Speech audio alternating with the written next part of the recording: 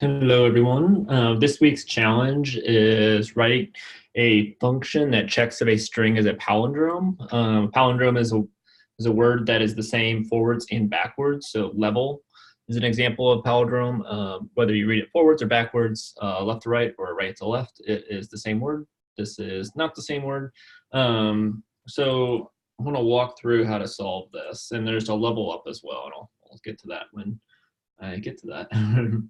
So if we have a word, and let's say the word is level, one way to get the reverse of that is this. So let's do it with this a word that's not a palindrome, like rabbit. So now we have Tibar. So we can use this syntax to reverse the word and then check if it is a palindrome. So I'm going to write a function to do this. Define palindrome. And it's going to take in an argument word. And I want to use a doc string because I want to be professional. Function to check if a string is a palindrome. The arguments, the single argument word, and it is a string. And this is the word to check if it is a palindrome. And then it's going to return.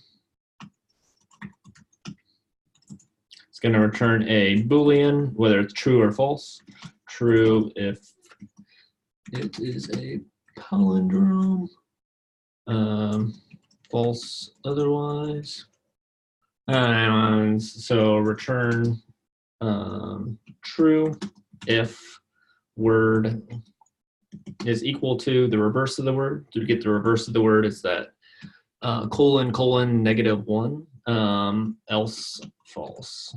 Just a way to write this in a single line. So let's test it out now. Palindrome. And let's take a look. We have our beautiful doc string, which I really like. And let's test it out. Let's first test it with level, and then we'll test it with rabbit. So level is true. We'll test it with rabbit now. So rabbit is false. So cool. So that is just the overall finding a palindrome. Now this level up problem is write a function that finds the longest palindrome substring in a string. So that has a length of greater than 1. So this example right here, this altogether is not a palindrome, but there's a palindrome substring in there, and it is A, B, C, B, A, this right here. A, B, C, B, A. So A, B, A, B, C. So that part is a palindrome. So I'm gonna try this out, and so the way that I want to do this is I'm gonna open up a whiteboard. There's several ways to solve this problem. This is the way that I chose, and I'm gonna choose the word banana because I think that's a unique example. B-A-N-A. I'm gonna spell check on banana. B-A-N-A-A-N. B-A-N-A-N. Jeez, why do I not know how to spell banana? B-A-N-A-N-A. B-A-N-A-N-A. B-A-N-A, yeah, I was right. A-N-A. I was like, that's just too much. So we see that there are a couple different palindromes. I think there's 3 palindromes in here. There's A-N-A.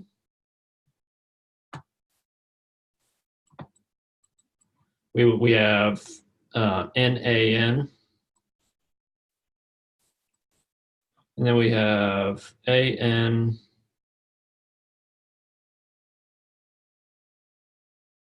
Yeah, A-N-A-N-A. N-A-N-A. So everything except for the B. So A-N-A-N-A. A-N-A-N-A. ANA. Yeah, that's the same forwards and backwards. So for checking a palindrome, the approach that I'm going to do is to check a palindrome, I'm going to do kind of a brute force approach where I check every single possible combination. Might not be the most computationally efficient, but I think in like an interview setting, that being able, I want to talk about the way that I'm most comfortable doing. So that's this approach. With a palindrome, there needs to be at least 2 letters for it to be a palindrome. So what I'm going to do is first look at all the stuff where there's 2 letters. So BA, that's not a palindrome. AN, not a palindrome. NA, not a palindrome. AN, again, not a palindrome. NA, not a palindrome. So once I've checked all that, then I want to go to 3 letters. So I'll look at BAN, and then, which is not a palindrome, then ANA, which is a palindrome, then NAN, which is a palindrome, ANA, which is a palindrome again. And then that's all for the 3s. I'm going to do the 4s anyway. You may kind of see where this is going. But for the 3s, there was ANA right there. There was NAN. And then there's ANA again. 4, erase that one. BANA, not a palindrome. ANAN, that is not a palindrome because it starts with an A, ends in an N. NANA, starts with an N, ends in an A. So that's not a palindrome either. So nothing for the 4s. Next, I want to do the 5s. And that did not erase. So a 5, BANAN, not a palindrome, then ANANA, that is a palindrome. So we have ANANA, and then technically I can do the 6, and that is not a palindrome. So BANANA is not a palindrome. So that's the approach that I'm going to end up taking. So to start with, let me kind of navigate through this. I think it's much easier to code something outside of a function first. So that's the approach I'm going to take. So first I want to do is specify the number of spaces. So 2, 3, 4, 5, or 6. And to do that, I'm going to start with a word. I'm going to use banana. I can spell it BANANA. Banana. That looks good. So 4 spaces in range, and I want to start it with 2. Normally range will start with 1, or start with 0 actually, and I want to do length of word. And actually, since the word is 0 indexed, I'm going to add 1 to it. So let's take a look at it. Print spaces. So 2, 3, 4, 5, or 6. All right. And that is right. 2, 3, 4, 5, or 6 spaces. And then I want to loop through my the length of my word again, and that's going to be my starting point. So I'm going to start at the B, then start at the A, then start at the N, then start at the A, then start at the N, etc. So for start in range of length of words, and print start, and mess that up. And I want words, not word.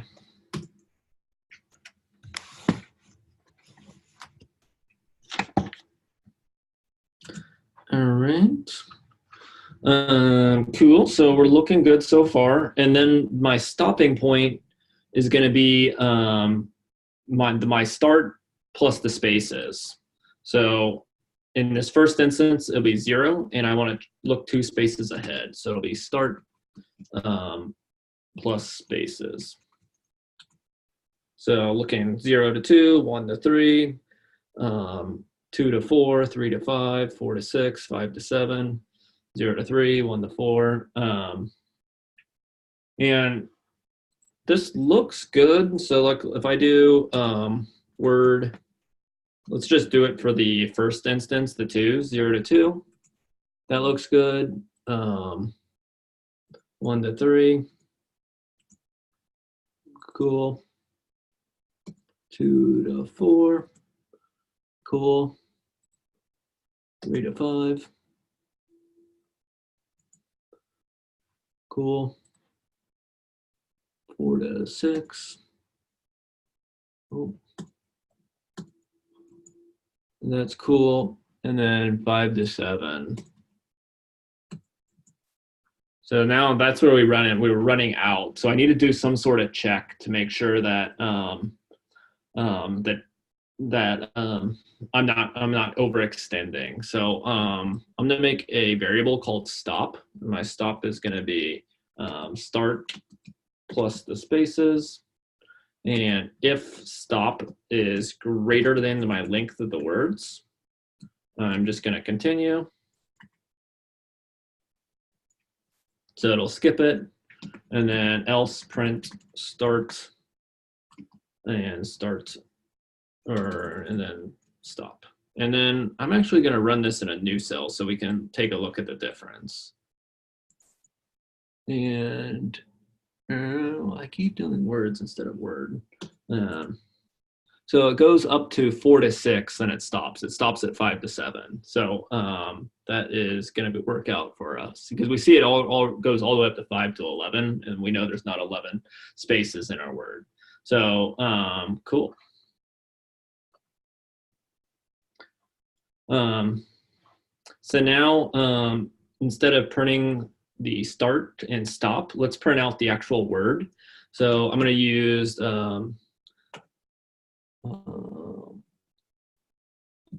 this syntax. And what am I doing wrong? Word.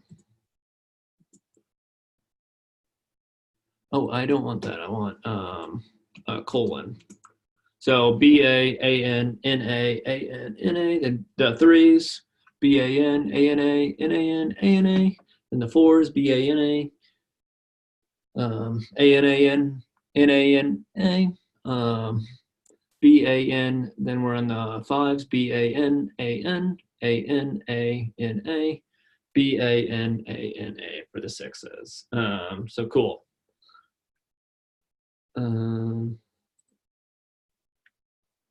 Cool. And now I just, for each of these, I want to check if it's a palindrome. And you saw how easy it was up here to use this. I'm actually just going to use this function.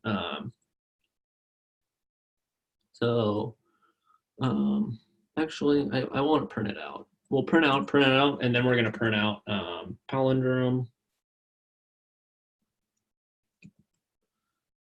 And I want word start and stop. So hopefully we get some trues in here. A&A, we get a true. N-A-N, we get a true. A&A, we get a true. We should get a 5 or 1 as well. So we get a 5 spot as well. So now I'm going to, I want to add some variables so that I can find the longest palindrome, because there's 3 in this case. So longest palindrome, I'm going to make a variable. I'm going to set it to none at the beginning, and the length of the longest palindrome is going to be 0. Equals 0. Cool. So if we've made it here, we need to first test if the palindrome returns true. So I'm going to do an if statement in there. Start, stop. And if I don't specify double equal sign true, that it's just assumed that we're looking for if it's true. So then if it is a palindrome, I want to see if it's larger than my current palindrome that I have saved. So if length of word start stop is greater than length of my longest palindrome variable. Longest palindrome is equal to word start stop. Length of longest palindrome equals length of that word. I'm just going to do length of longest palindrome. And just for fun, I'm going to print out longest palindrome so we can see as it updates. So it starts with A and A. If you remember, banana has NA in as well, but it's not larger than A and A. It's the same size. So then it finally hits this. So I think I'm ready to build a function now. Define, and what did we call it? Palindrome substring. So that's what we'll call it. Palindrome substring, and it's going to take in a word again. I'm going to do a docstring function to find the largest palindrome in a string. Args, word, it's a string. This is the word to check. Returns.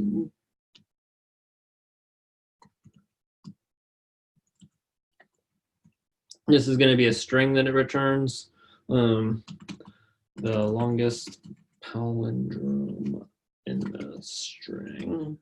If no palindrome in the string, returns none. So now I'm going to copy this. Let me see.